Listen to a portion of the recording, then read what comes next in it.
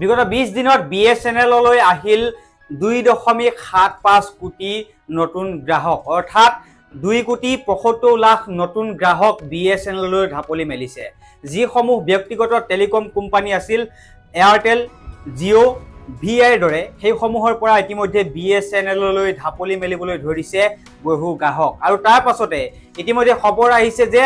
বিএছএনএলৰ এই যি গতি সেই গতি দেখি ইতিমধ্যে জিঅ'য়ে যি ৰিচাৰ্জৰ নিৰিখ বৃদ্ধি কৰিছিল সেয়া কমাবলৈ বাধ্য হৈছে প্ৰিয় দৰ্শক জিঅ'ৰ যি ৰিচাৰ্জ প্লেন আছিল পূৰ্বত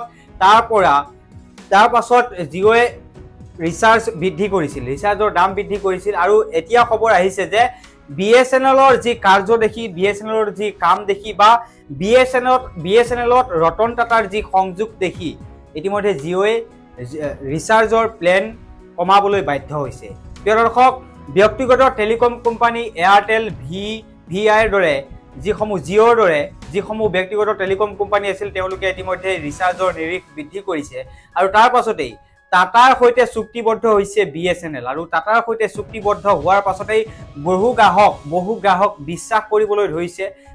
কৰিবলৈ আৰম্ভ কৰিছে যে ৰতন টাটা এণ্ড টিমে বিএছএনএলক এক সুকীয়া পৰ্যায়লৈ লৈ যাব আৰু তাৰ পাছতে এতিয়া বিএছএনএললৈ ঢাপলি মেলিবলৈ ধৰিছে দেশৰ 2,75,00,000 গ্ৰাহক বৰ্তমানলৈকে কিন্তু আৰু ইয়াৰ মাজতে এটা খবৰ ওলাইছে যে ৰতন টাটা এণ্ড টিম তেওঁলোকে মিলি বিএছএনএলৰ যি টাৱাৰ এতিয়া 10,000 টাৱাৰ নিৰ্মাণত বা 10,000 টাৱাৰ সংস্থাপনৰ বাবে সাজু হৈছে আৰু অসমতো 3,000কৈ টাৱাৰ সংস্থাপন কৰিবৰ বাবে সাজু হৈছে বিএছএনএল আৰু টাটাৰ সৈতে চুক্তিবদ্ধ হোৱাৰ পাছতে বিএছএনএল এটা সুকীয়া গতিত যাত্ৰা আৰম্ভ কৰিছে আৰু তাৰ পাছতে ব্যক্তিগত টেলিকম কোম্পানী এয়াৰটেল ভিআইৰ দৰে যিসমূহ জিঅ'ৰ দৰে ব্যক্তিগত টেলিকম কোম্পানী আছিল তেওঁলোকৰ পৰা ইতিমধ্যে বিএছএনএললৈ ঢাপলি মেলিছে বহু গ্ৰাহক এই মুহূৰ্তত আপোনাক সবিশেষ জনোৱাৰ চেষ্টা কৰিছোঁ এই মুহূৰ্তত সেই খবৰটো আপোনাক সবিস্তাৰে জনোৱাৰ চেষ্টা কৰিছোঁ যে বিএছএনএলৰ অফাৰ দেখি এইবাৰ জিঅ'য়ে বহুকেইটা ৰিচাৰ্জ প্লেন নতুনকৈ আৰম্ভ কৰিবলৈ বাধ্য হৈছে আনকি কিছুদিনৰ পূৰ্বে আঁতৰাই দিয়া ৰিচাৰ্জ পেকো পুনৰ আৰম্ভ কৰি দিলে জিঅ'য়ে সকলোৱে জানে যে বিএছএনএলক বাদ দি দেশৰ প্ৰায় সকলো টেলিকম প্ৰতিষ্ঠানে বৃদ্ধি কৰিছিল ৰিচাৰ্জৰ নিৰিখ তাৰ পিছতে প্ৰতিটো দিনতেই জিঅ' এয়াৰটেল ভোডাফোনৰ পৰা আঁতৰি লাখ গ্ৰাহকে গ্ৰহণ কৰিছিল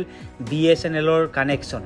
গ্ৰাহকৰ এই অসন্তুষ্টি দেখি পুনৰ জিঅ'য়ে পূৰ্বতে তেওঁলোকৰ ৰিচাৰ্জ তালিকাৰ পৰা আঁতৰাই দিয়া বহুকেইটা প্লেন পুনৰ আৰম্ভ কৰিছে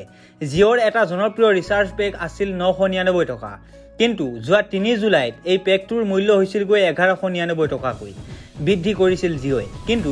গ্ৰাহকৰ অসন্তুষ্টি দেখি পুনৰ এই পেকটো 999 টকাতে উপলব্ধ কৰোৱাৰ কথা ঘোষণা কৰিছে জিঅ'য়ে এই ৰিচাৰ্জ প্লেনটোৰ বৈধতা থাকিব 98 দিনলৈ পূৰ্বে এই প্লেনটোৰ বৈধতা 84 দিনহে আছিল এই দিশৰ পৰাও জিঅ'য়ে গ্ৰাহকসকলক দিলে এই বিশেষ অফাৰটো পূৰ্বৰ 999 টকাত 84 দিনৰ পেকটো এতিয়া জিঅ'ৰ গ্ৰাহকে পাব